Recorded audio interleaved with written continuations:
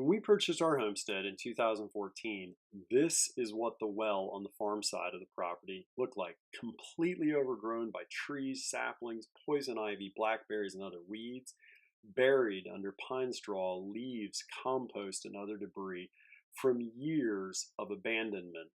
So we began the process of restoring the well. We found old pipes and wires coming out of the ground. We had to remove trees and stumps growing up against the slab around the concrete cylinder. And this is what we found coming out of the seal. 2 pipes cut off where the old pump used to be. That's all that was left. So we pulled the twin pipes out of the well so that we could have a look inside and do an inspection. We saved ourselves $400 doing this, and we saw that the well was in perfect condition. Cleaned everything off, got it back down to a pure clean slab, and then started ordering parts. We got a new foot valve. This is the Goulds Jet assembly to replace the corroded original.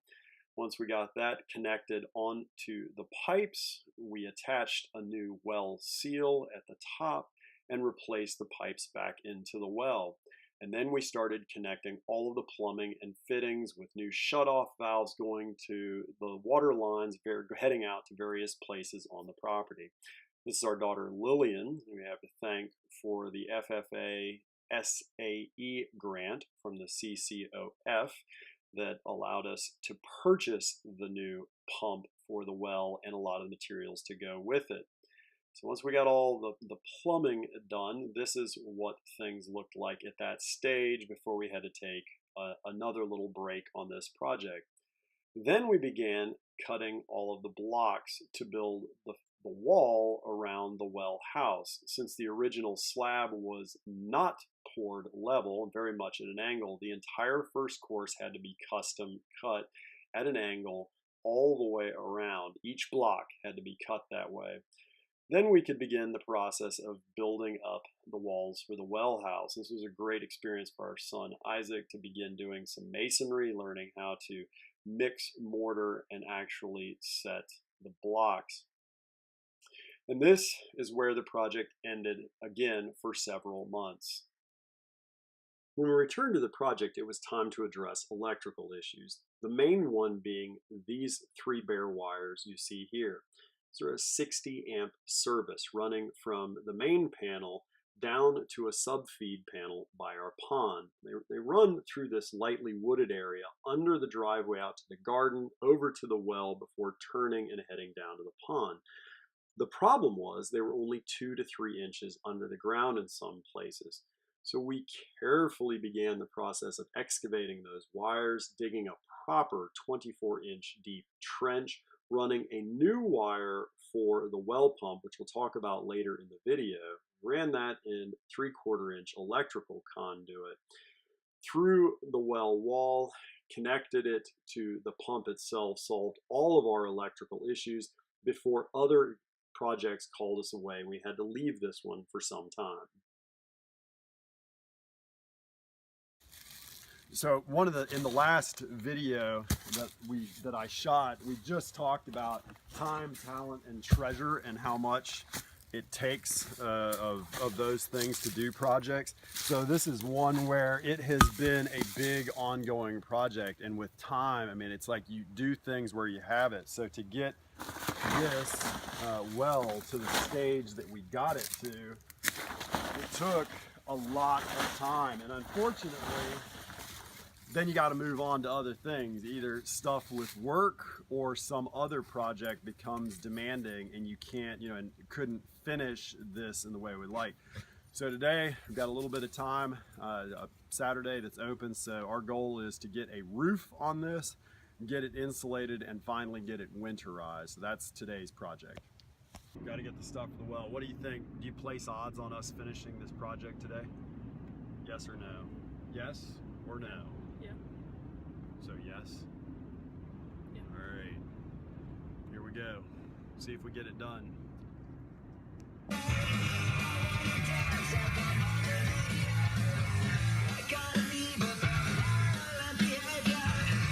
Okay, we got our lumber.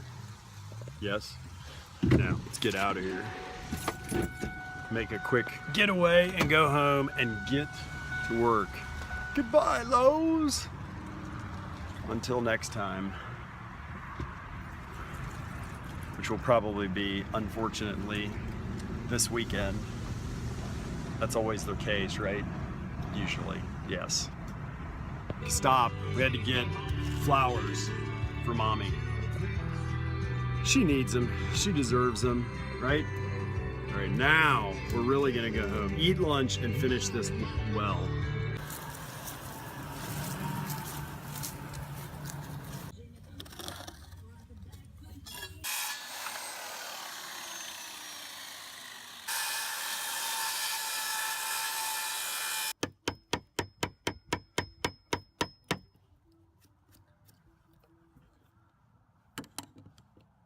He's hiding.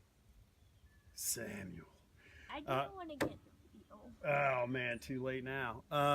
So we didn't get it done in a day. We are now on like 2 more days since. But anyways, so we've got the framing done on this upper part and have it hinged so we can lift it up and get in here. We are done.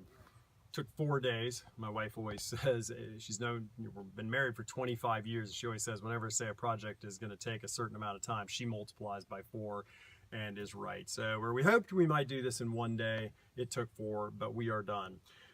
Before we close this up, just to show inside a few things in the well house. These lines, this with the shutoff goes out to the garden and the greenhouses. So this feeds both greenhouses.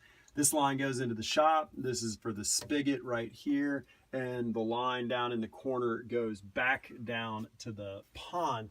So the previous owners put a submersible pump in the pond, ran a 2-inch line all the way down there, right by where this used to be, or just the foundation was, ran it by here and out to the garden area for the greenhouses. We cut that and run them back into here because they sold the pump that was in the pond right before we bought the property. So there was just a line broken off down there. So put this back together and then ran it down, tied it in. We have a spigot down there for the ducks and also for cleaning fish, but the hope eventually is we'll get a duck house, a proper duck house down there, and we'll have water for it. Inside, this is the Goulds J10, again, J10 pump that we purchased for this purpose, for a deep well application. It's about, the water level is about 20 feet down, but the bottom of the foot of this is 42 feet down.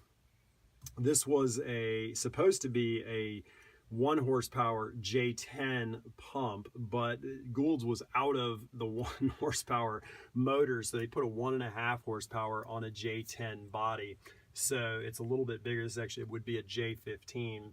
And from the previous little bit of video you saw in this, we had to retrench and dig up because again, the original owners ran a 14 gauge wire out here. I have no idea why. Way back in the day, I mean, that's what you would run your ceiling lights in your house off of. So we pulled it back out with a 10 gauge wire and had to also increase it to a 30 amp breaker. The pressure tank that is in here, that was original. That was what was sitting here when we bought the property. It was what was left out here. It's probably undersized, but a nice thing about partly with designing this, the roof sloped the way it is, we could get a much taller, a bigger pressure tank in here, which we hope to do at some point. So we've got this all insulated, all of it is done. And then this is what we have to lower this down, and it sets down on here, and then we can lower the roof down, back down on here. But for the purposes of putting it up, we can simply do this to brace the roof up, to work on it, and also to get down and shut off different valves, different times of years. I mean, once we get into the winter and things are freezing, we shut these valves off that leave the well house, turn them off, and open all the spigots in the other various areas. Last thing I guess I should say is that we did put in one of these easy heat thermostatically controlled plugs that goes into here, and then we've just got it wired into a 150 watt industrial light bulb. and we'll have a cover on here to protect the bulb once we're in there working. And that should, hopefully, it comes on at 38 degrees, goes off at 50 degrees. Hopefully that will be enough to keep anything from freezing inside of this well house. So at the beginning of the video, I had the picture and quote of Dick Proenneke, the man. Too many men do only parts of things. Doing a job to completion satisfies me. That's what Mr. Proenneke said, and I certainly appreciate that comment. It's been 2 years since we bought this property and began clearing back the brush and the briars and everything else, building up the wall, the cinder blocks that we did ourselves, putting in the pump, all of this, and then now finally have got the roof on this well house so that it is completed.